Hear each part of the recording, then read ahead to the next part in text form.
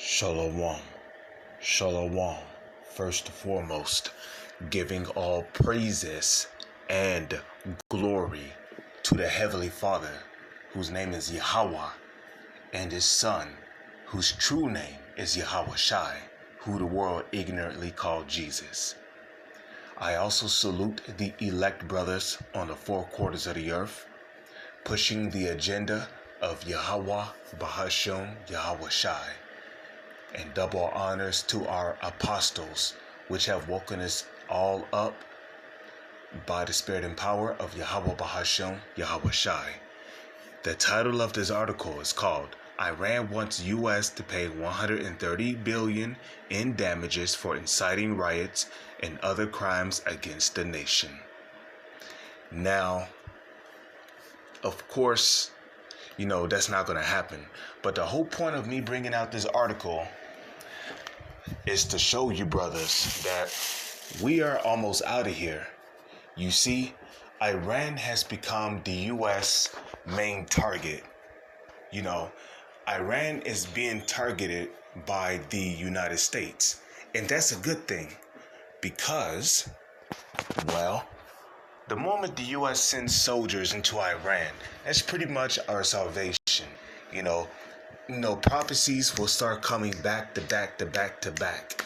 And ultimately, that's what we're waiting on. We are waiting on the United States to go into Iran. We know it's going to start with the so-called Israelis because they also have a puppet master somewhere in their land that is also pulling the strings, telling America what to do, do this, do that. So ultimately, the so-called Israelis, they're going to go into Iran first, but the United States is going to go into Iran after them. And when that happens, Russia is going to step in because Russia, like it tells you in the book of Ezekiel, the 38th chapter,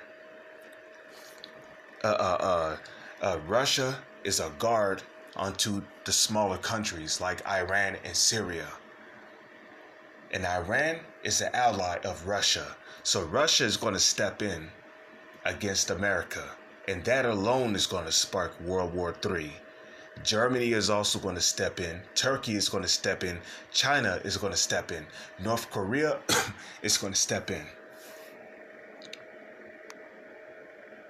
So it's a good thing that the U.S. is targeting Iran. It just goes to show you that we are very well approaching the end of the world. Not the end of the planet itself, but the end of Esau's kingdom, the end of Esau's rulership. Tehran has said the U.S. should offer compensation to ordinary citizens whose lives have been damaged during the violent protests openly backed by, because that's what the United States does. They'll send an economic hitman in a country, in somebody's country, to break up their economy. The U.S. will also start riots and protests in a country when a country does not want to comply with what they are doing. So the U.S., the United States, is responsible for the protests, the riots, and everything else that is going on in that country. Tehran said the United States should offer compensation to ordinary citizens whose lives have been damaged during the violent protests, openly backed by Washington. With that, I'm going to say shalom to the elect.